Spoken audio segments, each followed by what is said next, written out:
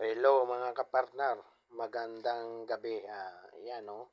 Yan na yung tangkong kanina na ginugutan-gutan ko. Inaluan ko ng manok.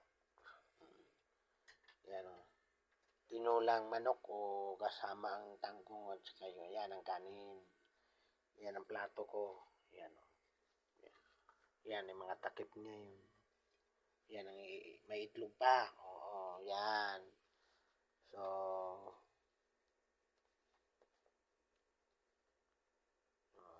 hinihintay ko pa yung maluto yung ano. Ano bang hintayin ko pa?